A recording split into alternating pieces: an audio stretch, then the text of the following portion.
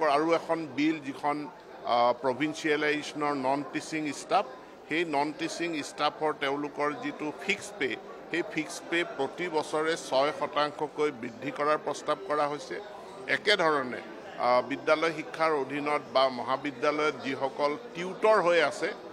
তেওঁলোকেও ফিক্স পেত আছে ফিক্স পেত থকা টিউটৰসকলৰ দৰমহা প্ৰতি বছৰে 6% বৃদ্ধি কৰাৰ কাৰণে প্ৰস্তাৱ কৰা হৈছে আন এখন বিল যে নন গভৰ্ণমেণ্ট এডুকেশ্যনেল ইনষ্টিটিউশ্যন ফি ৰেগুলেশ্যন বিল ইয়াত আমাৰ যিসমূহ প্ৰাইভেট স্কুলবিলাকৰ গ্ৰামাঞ্চলত বা পঞ্চায়ত এৰিয়াত যিবিলাক বিদ্যালয় থাকে ব্যক্তিগত খণ্ডৰ সেই বিদ্যালয়সমূহত ছাত্ৰ ছাত্ৰীৰ মাচুল ফি 25% কমাই দিয়াৰ কাৰণে ৰেহাই দিয়াৰ কাৰণে এটা প্ৰস্তাৱ কৰা হৈছে ধন্যবাদ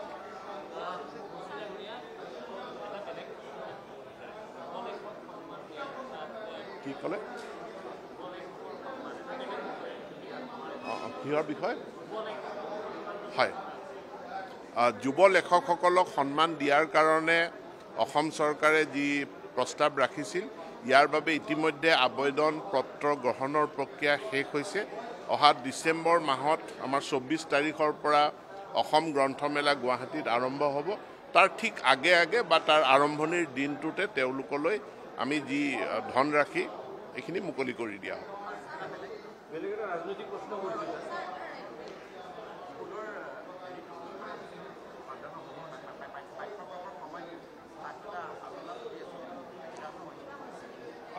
একো আমি চূড়ান্ত সিদ্ধান্তত উপনীত হ'ব পৰা নাই আমি এটা বিষয় অধ্যয়ন কৰি আছো যে আমাৰ অসমৰ পৰা বহু ছাত্ৰ ছাত্ৰী উচ্চ শিক্ষাৰ কাৰণে বাহিৰলৈ যায় অসমত আমাৰ একাডেমিক ইয়েৰটো যদি সলনি হৈ যায় বাহিৰত যদি নহয় তেওঁলোকৰ কিমান ক্ষতিৰ মুখামুখি হ'ব বা তেওঁলোকৰ একাডেমিক মাহ বা বছৰ তেওঁলোকে হেৰুৱাব নেকি সেই বিষয়খিনি আমি অধ্যয়ন কৰি আছো ঠিক আছে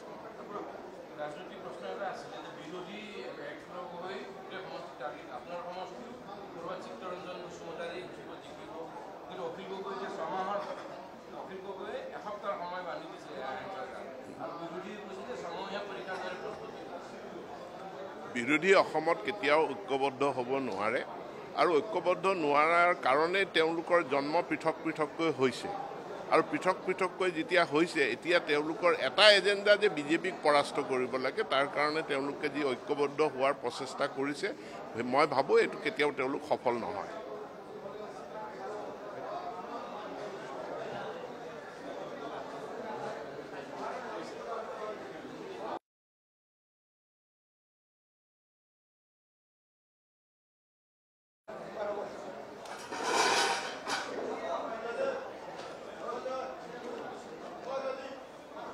যাম কম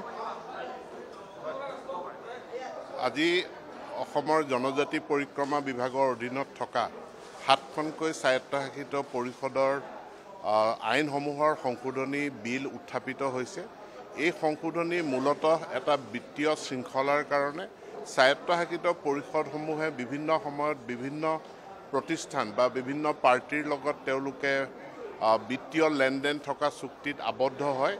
আৰু পিছত তেনেকুৱা চুক্তিৰ ফলস্বৰূপে এটা বিত্তীয় লায়াবিলিটি অসম চৰকাৰৰ ওপৰত আহে আৰু ইয়াক বন্ধ কৰাৰ কাৰণে এই এমেণ্ডমেণ্টটো অনা হৈছে য'ত কোৱা হৈছে যে স্বায়ত্তশাসিত পৰিষদসমূহে যি বিত্তীয় লেনদেন কৰে তেওঁলোকলৈ দিয়া গ্ৰান্টিন এইডৰ উপৰি সেই বিত্তীয় লেনদেনৰ কাৰণে অসম চৰকাৰ কোনো পধ্যে দায়বদ্ধ নহয় আৰু ইয়াৰ কাৰণে এতিয়াৰ পৰা স্বায়ত্তশাসিত পৰিষদে যেতিয়াই তেওঁলোকে কোনো ৰিকুৱেষ্ট ফৰ প্ৰপ'জেল বা এক্সপ্ৰেছন অফ ইণ্টাৰেষ্ট RFP বা EOI বা অন্য ধৰণৰ বিড ডকুমেণ্ট তেওঁলোকে যেতিয়াই প্ৰকাশ কৰে তাত এটা ক্লজ তেওঁলোকে সন্নিৱিষ্ট কৰিব লাগিব যে এই বিড ডকুমেণ্টৰ কাৰণে বা এই প্ৰস্তাৱৰ কাৰণে অসম চৰকাৰে কোনো ধৰণে দায়বদ্ধ নহয় ইয়াৰ উপৰঞ্চি আজি অসমৰ স্বায়ত্তশাসিত জিলা স্বায়ত্তশাসিত পৰিষদ কাৰ্বি আংলং আৰু ডিমা হাছাওৰ বাহিৰত কামৰূপ মেট্ৰ' নগাঁও মৰিগাঁও বিশ্বনাথ চাৰিআলি আদি জিলাত বসবাস কৰা কাৰ্বিসকলৰ কাৰণে এখন কাৰ্বি ৱেলফেয়াৰ অট'নমাছ কাউন্সিল গঠন কৰাৰ বিল এখন উত্থাপিত হয় এইটো তেওঁলোকৰ এটা দীৰ্ঘদিনীয়া দাবী আছিল এতেকে স্বায়ত্তশাসিত পৰিষদৰ বাহিৰতো তেওঁলোকে নিজৰ উন্নয়নৰ কাৰণে এক বিশেষ ব্যৱস্থা লাভ কৰিব। তাৰ উপৰি আমাৰ বহু আকাংক্ষিত প্ৰভিন্সিয়েলাইজেশ্যনৰ যি সংশোধনী বিল, সেই সংশোধনী বিল আজি বিধানসভাত মই উত্থাপন কৰোঁ আৰু এই বিলৰ জৰিয়তে আইনখনৰ যিটো মূল আধাৰ যে শিক্ষানুষ্ঠানটো 1-1-2006 পূৰ্বে প্ৰতিষ্ঠিত হ'ব লাগিব, তেনেকুৱা বিদ্যালয়ৰ ক্ষেত্ৰত প্ৰভিন্সিয়েলাইজেশ্যনৰ কাৰণে বহুখিনি শিথিলতা অনা হৈছে। অৰ্থাৎ পূৰ্বে আমি বিদ্যালয় এখন বৰ্তি থকাৰ কাৰণে কনকাৰেঞ্চ ৰিকগনিশ্যন বিচাৰিছিলোঁ। এতিয়া কনকাৰেঞ্চ ৰিকগনিশ্যনৰ উপৰি তেওঁলোকৰ যদি NOCও আছে, পাৰ্মিশ্যন যদি আছে, এফিলিয়েশ্যন আছে, তাৰ ভিত্তিতো আমি এই বিদ্যালয়সমূহৰ পৰা তাত কৰ্মৰত শিক্ষক শিক্ষয়িত্ৰী তেওঁলোকৰ প্ৰভিন্সিয়েলাইজেশ্যন আমি কৰিব পাৰিম। আৰু কিছু শিথিলতা আছে যিখিনি বিধানসভাত উত্থাপন হওঁতে যেতিয়া বিতং আলোচনা হ'ব সকলোখিনি পোহৰলৈ আহিব। যিখন আমাৰ শিক্ষক বদলীকৰণৰ আইন, তাৰো এক আমি সংশোধনী বিল আনিছোঁ, যি সংশোধনীৰ জৰিয়তে দুৰ্গম জিলাসমূহত কৰ্মৰত শিক্ষক শিক্ষয়িত্ৰী তেওঁলোকে পূৰ্বে 10 বছৰ চাকৰি সম্পূৰ্ণ নোহোৱালৈকে ট্ৰেন্সফাৰৰ আবেদন কৰিব নোৱাৰিছিল। তাত শিথিলতা আনি পুৰুষ শিক্ষকৰ ক্ষেত্ৰত 7 বছৰ আৰু মহিলা শিক্ষকৰ ক্ষেত্ৰত 5 বছৰ কৰা হৈছে। তাৰোপৰি প্ৰস্তাৱ কৰা আৰু এখন বিল যিখন প্ৰভিন্সিয়েলাইজেশ্যনৰ নন টিচিং ষ্টাফ, সেই নন টিচিং ষ্টাফৰ তেওঁলোকৰ যিটো ফিক্স পে, সেই ফিক্স পে প্ৰতি বছৰে 6% বৃদ্ধি কৰাৰ প্ৰস্তাৱ কৰা হৈছে। একেধৰণে বিদ্যালয় শিক্ষাৰ অধীনত বা মহাবিদ্যালয়ত যিসকল টিউটৰ হৈ আছে তেওঁলোকেও ফিক্স পেত আছে। ফিক্স পেত থকা টিউটৰসকলৰ দৰমহা প্ৰতি বছৰে 6% বৃদ্ধি কৰাৰ কাৰণে প্ৰস্তাৱ কৰা হৈছে।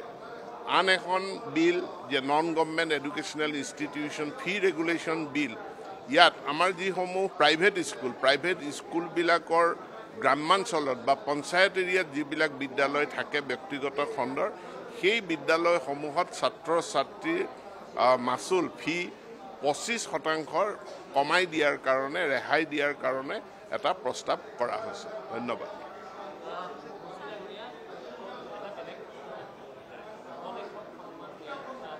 কি ক'লে? কিহৰ বিষয়? হয়, যুৱ লেখকসকলক সন্মান দিয়াৰ কাৰণে অসম চৰকাৰে যি প্ৰস্তাৱ ৰাখিছিল, ইয়াৰ বাবে ইতিমধ্যে আবেদন পত্ৰ গ্ৰহণৰ প্ৰক্ৰিয়া শেষ হৈছে। অহা ডিচেম্বৰ মাহত আমাৰ 24 তাৰিখৰ পৰা অসম গ্ৰন্থমেলা গুৱাহাটীত আৰম্ভ হ'ব। তাৰ ঠিক আগে আগে বা তাৰ আৰম্ভণিৰ দিনটোতে তেওঁলোকলৈ আমি যি ধনৰাশি এইখিনি মুকলি কৰি দিয়া হ'ব।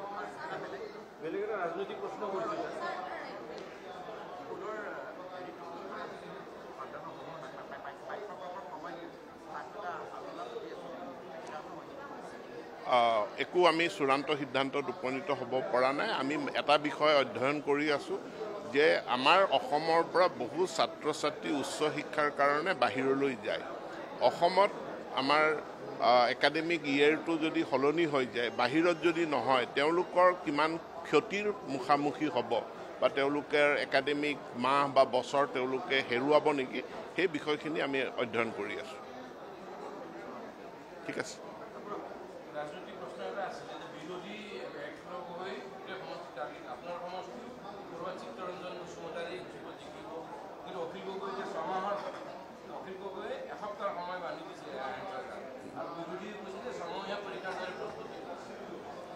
বিৰোধী অসমত কেতিয়াও ঐক্যবদ্ধ হ'ব নোৱাৰে